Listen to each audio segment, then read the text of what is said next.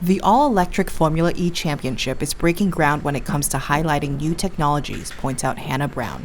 City centre racing and bringing electrification and the future of electric technology to urban communities is a core factor for Formula E and is really what differentiates us from any other racing championship. And it's opening the door for women to join motorsports. Brown serves as Chief Strategy and Business Development Officer for the organization, which is made up of 48% women. The great thing is when you walk up and down that grid is, the more and more girls that feel like that they can take part. Racing still remains a male-dominated sport. Only 5 female drivers have competed in a Formula One Grand Prix. Just 10 women have entered an Indy 500 race.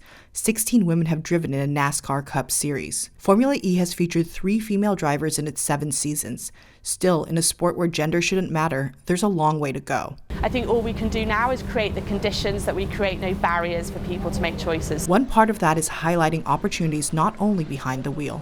ROKIT Venturi is led by SUSIE WOLFF, who is the only female team principal in all of Formula E. I simply found my passion very early in life, and I never let the fact that I was very often the only woman or girl in the room ever affect me. WOLFF became the first woman to participate in a Formula One weekend in 22 years when she drove in a practice session in 2014. Well, it's hugely advantageous for me in my role now, the fact that I was a driver, because I know what it's like for the drivers in the car and I know the pressures they're under.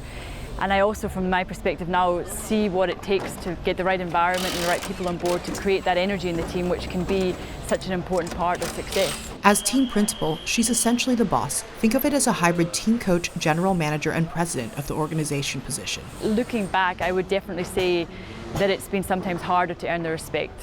But once you've earned it, then the job is, I would say, just the same as a male counterpart. Other female executives include Head of Partnerships Chloe Beerman. I think being a female adds a different perspective, and definitely at the team that I'm at now with Venturi, we're leading the way and we're showing that a team that is diverse, there's real strength in that. Showing different points of view makes racing more inclusive. So I noticed that you have the pride flags on the car. Why did you guys put them on there, and why did you guys decide to keep them on? Sure. As a race team, diversity is at our core. We're the most gender diverse team in the paddock. But it was also authentic because I'm part of the LGBTQ+ community. So I wanted to tell my story for Pride Month, and to celebrate that we put the pride flag on the car, and we've decided to keep it there for the rest of the season as well. The ROKIT Venturi team is made up of 1/3 women, and it's something that Chairman Scott SWID wants to keep growing. And I think we want to keep going that way.